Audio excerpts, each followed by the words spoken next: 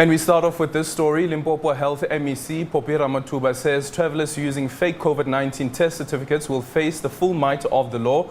Officials at the Beitbridge Border post were presented with at least 17 fake certificates from people. She says advanced medical surveillance systems have been put in place to verify the authenticity of the presented PCR or COVID-19 test certificates. Ramathuba has echoed the sentiments of Home Affairs Minister Dr. Motsoaledi. He warned that those trying to enter the country with fraudulent negative coronavirus test results will be dealt with. She says they are following thorough processes to ensure that the safety of South Africans. The MEC says just yesterday they found 30 people infected with COVID-19 at the Beitbridge Border post. She now joins us on the line. Good morning, MEC, and welcome to the agenda. First, starting off with the confirmation that 30 cases have been found at the border post. Morning, Adrian, and morning to all your viewers. Yes, indeed, just for yesterday, only by afternoon, we had already confirmed 30 cases of those who tested positive who were crossing the border. This is just a one-day test results, but on a daily basis, we continue to update our statistics. The numbers are increasing. The day before, we had 10 cases that has tested positive, and also on New Year's Day, we also had 10 cases. So the numbers continue to increase. Is it clear where the origins of these cases are from? These are Zimbabwean citizens. I think all of them. If I remember, only the other day we had one case of one of the staff that is working within the Beitbridge Border post. That was only one, but all of them are travelers, because we are also utilizing that services to continuously provide services for our own employees of the Beitbridge Border post from different sectors. You will note that there are people from SABC, from Home Affairs who are working there. So it's only one that was from our person, but the rest of them were travelers. 30 of yesterday were people traveling from Zimbabwe coming to South Africa. MEC, is it clear as yet how they were able to bypass the border post and also all of the inspections that are supposed to happen, I think starting off from the Zimbabwe side leading into our border post? We wouldn't know what could have resulted in them passing, but obviously for the Zimbabwean side, the energy that the South African side will have when it comes to screening people who are entering our country will not be the same. Remember, we are in the receiving end, and for them, the strict rules, even if they don't apply, it might not have that impact in their own country currently. These are people who are leaving their country. Now, for us, that is why we have to work closely with all the relevant officials to make sure that we do get this test being done. Some of these cases, I must indicate, it's those cases wherein we suspected that the certificate is fraudulent, and you might find that the person is still arguing. And for us to also verify, we do our own tests, and then the tests come out positive.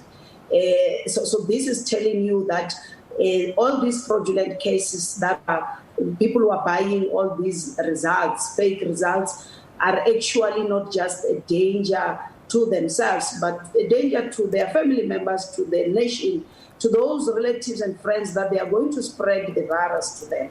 Just imagine a bus traveling from a Beitbridge Border post to Cape Town with people 5 or 6 people with fake, because there's one bus that will pick up 5 people in one bus with fake results. Imagine if they are all positive and they are in a bus with closed windows with 70 to 80 other passengers.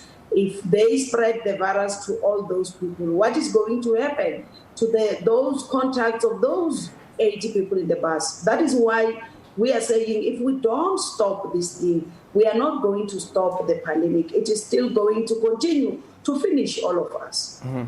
And MEC, if you speak about this, you look at the 30 people, the cases that have been confirmed, 10 you say yesterday and 10 on New Year's Day as well. These people would have interacted with other people, including staff members who work at the border post. Do you know whether any staff members have been infected?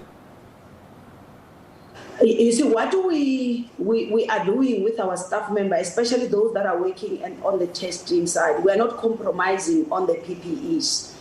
But we are also, even on the other staff members that might not necessarily be screening or testing for COVID, emphasizing that when you treat every client, treat them as if they are COVID positive. Make sure they are wearing their mask.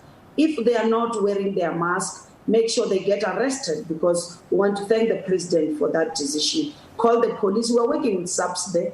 Let them get arrested for not wearing the mask. Don't allow them entry into our country when they're not wearing the mask. Also, we are encouraging them to be working with sanitizers close to them to say, after touching every single passport, make sure you sanitize yourself, whether you're wearing your gloves or you are not, because you might forget and think, because I'm wearing my gloves, I can scratch my nose after touching that passport and forgetting to sanitize your hands. So we are encouraging that to say also our employees must wear the mask so that they limit the chances of even touching their faces. Yes, we do have, as I've indicated, that one of those who tested on the 2nd tested positive. It's one of our employees. We do have employees, like in all other workplaces, of people who are testing positive for COVID-19.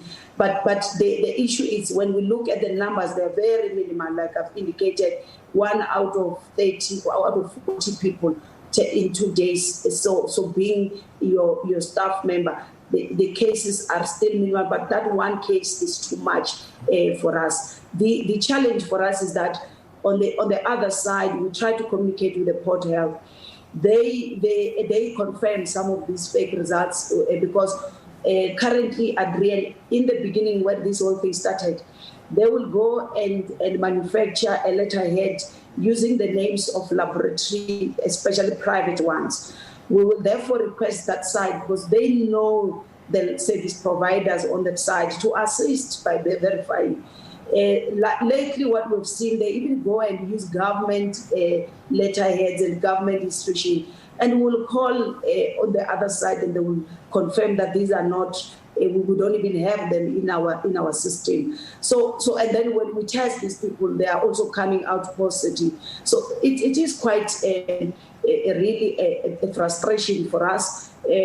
But we must indicate to you, we'll continue to soldier on. Mm-hmm. Okay, so the 30 that have tested positive, if we include the other 20, around what, 50, the 50 who have tested positive, what happens to them? We decline them access to the country. We are not, remember in the past, we were told we need to isolate them at our own expense. We are not, because we were clear from the beginning. This is the time to implement our own policies as a country, if indeed we really are serious about protecting our people. We have warned everyone to say, when you come and approach our border post, you should have had a negative results confirmed by legitimate, authentic laboratory services. Now, when you do that, if you go and test and you find that you are positive, you just need to isolate yourself for 10 days or 14 days to be safe. After that, then you can travel and come to us and say, here are my results. I tested positive 14 days ago. I want to enter the country. We will not stop you, because we know you are the safest person. You have already acquired the virus. You have already isolated yourself. You are no longer sick. You can. Then there won't be any headache or any problem with us. Now, you decide to travel to South Africa, you cut corners. You go to someone who is making money using you and buy that negative results. When you get to our border post, we are going to find you and we'll pick you up. And unfortunately, you will not enter our country. We are not sympathetic this time around. We have been very strict. and everyone with fake results, it's not allowed. Even if we test you and find you negative, the mere fact that you came with fake results, it's a punishment enough for you not to enter our country. We want loyal people to enter our country.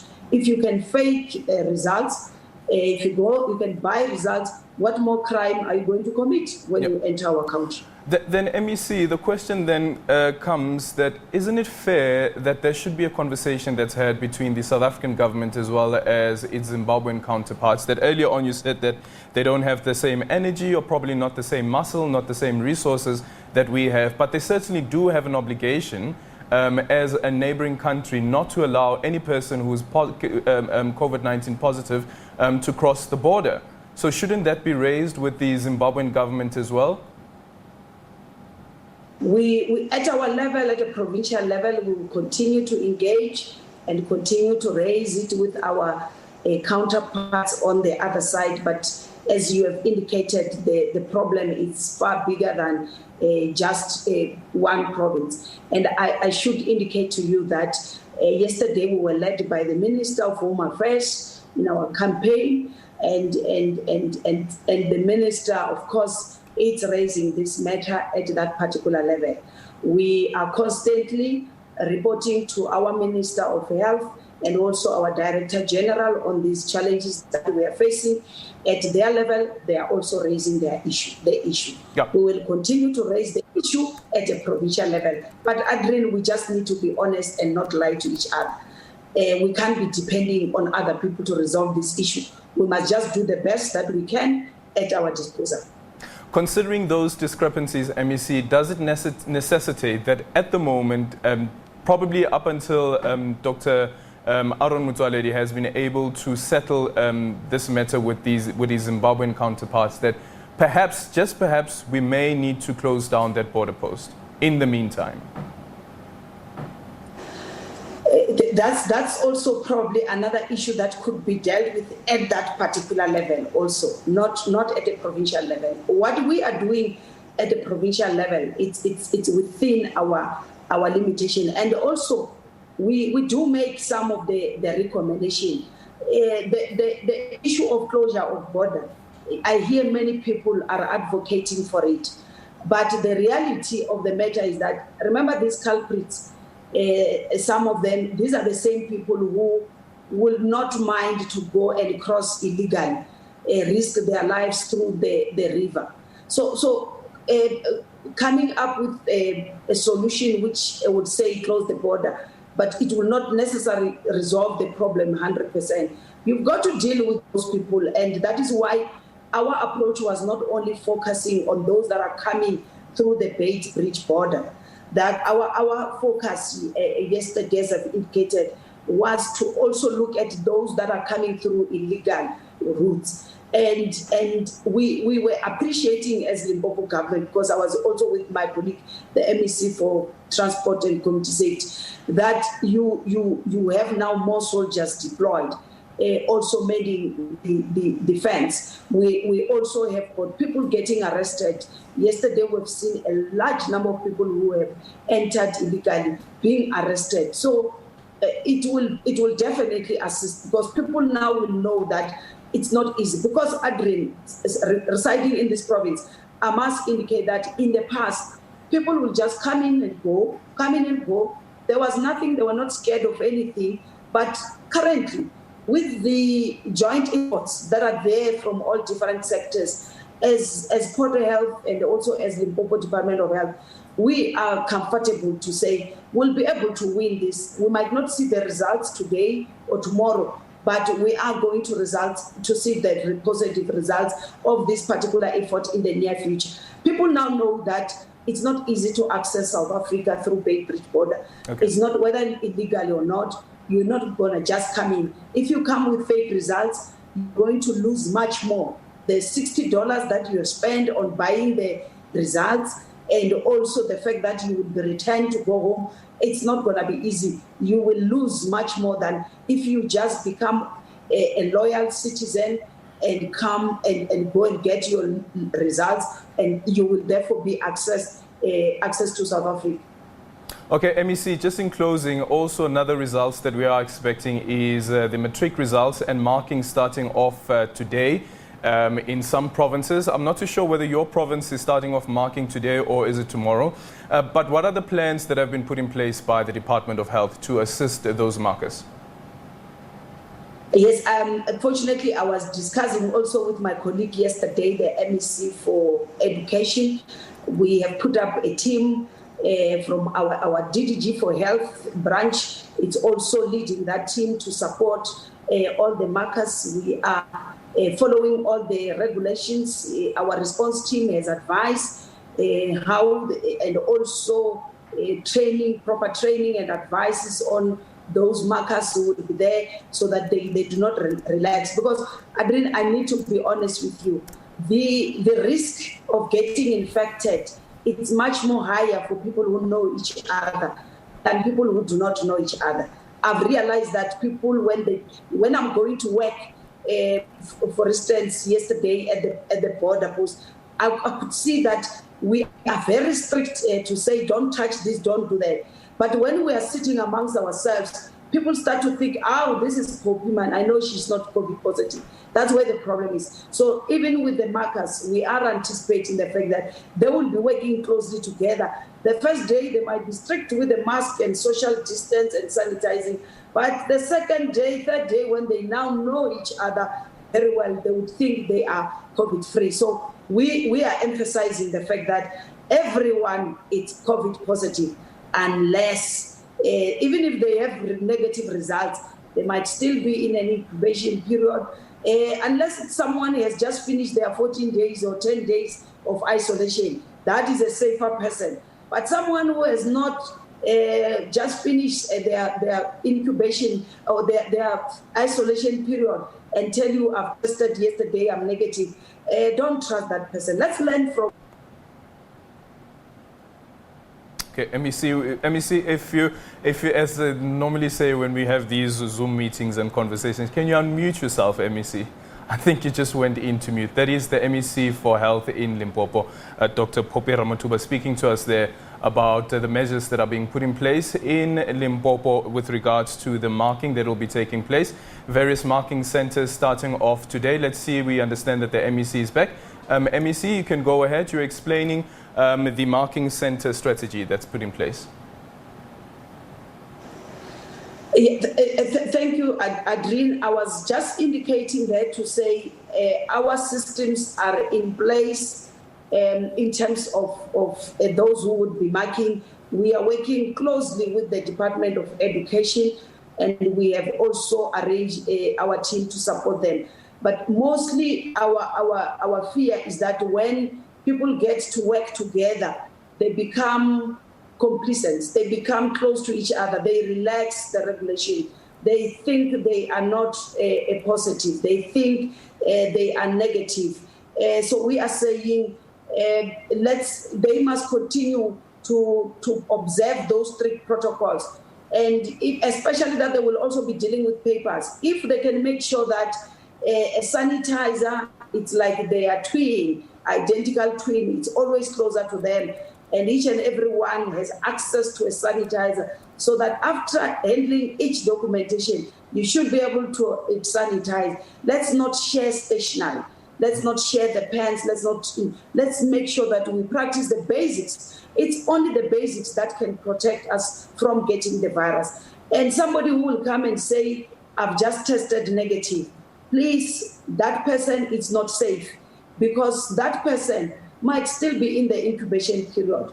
You can only relax if someone says, hey, this is my day 11 of isolation. I've tested positive 10 days ago. So that one, you know that this person has been able to, through his or her immune system, clear the virus out. And I was further also saying, let's learn from our Wuhan situation early in the beginning of the pandemic last year, when as government we said we are going to isolate and quarantine those repatriates for 14 days, irrespective of they were all tested when they depart China.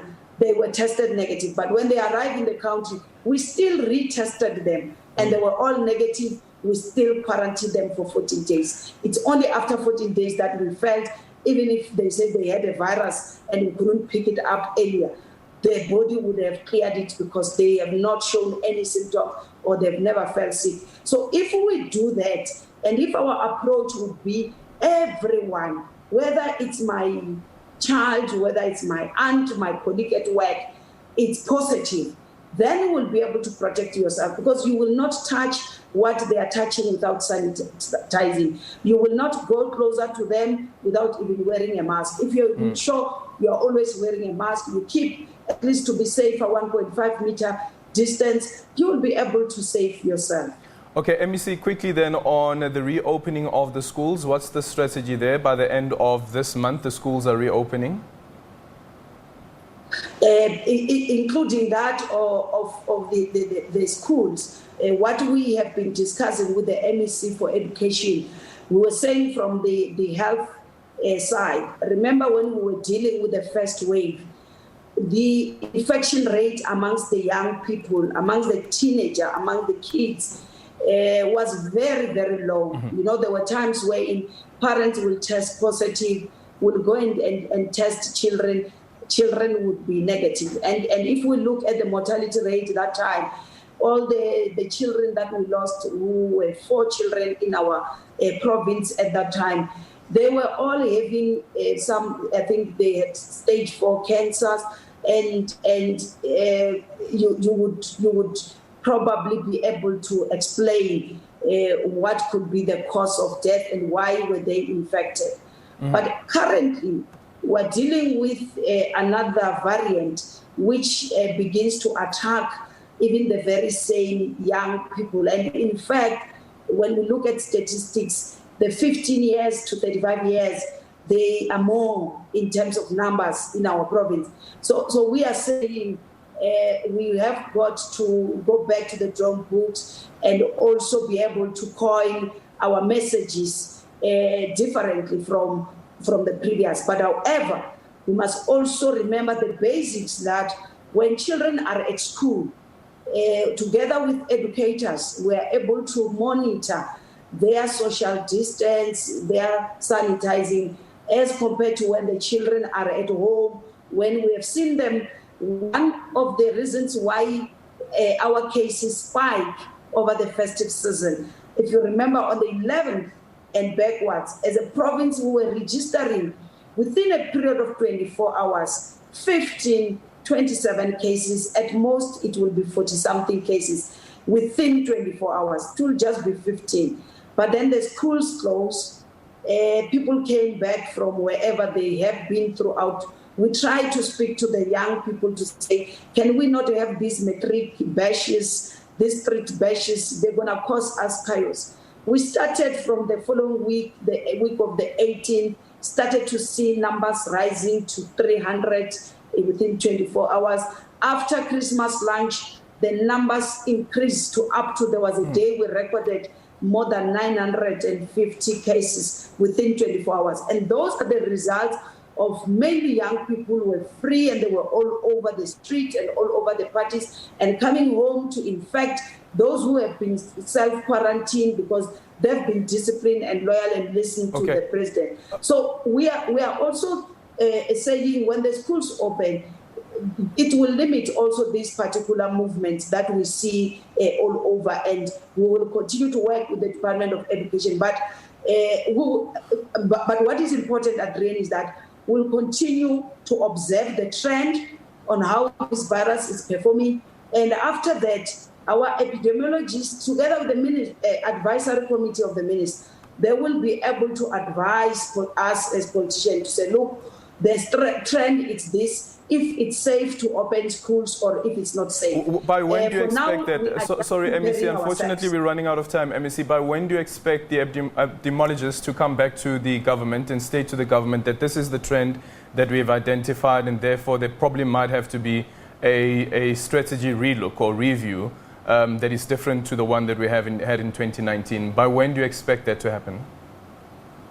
Look, if I'm to speak for my province, every week, that's when end of the week we get a report on the resurgence monitoring. And then this past week, that's why I'm talking about the Christmas lunches and all those, because we were looking at the impact of that. So come Friday, they'll be able to give us the impact of level 3 lockdown. Are we starting to see, which we will see it after 2 weeks. And when we see the impact of level 3 lockdown, that is when we'll now begin to get those advices. So for me, but remember at a national level, they are the ones who must be able to guide us based on that. So I can't be specific on what is happening throughout the country. We will get that advice and the time frames from the minister's office. But from a provincial level, every week I get that advice to say, anticipate this, predict this. That's what we see happening. Okay, thank you so much. That is the MEC for Health in Limpopo, Dr. Phophi Ramathuba.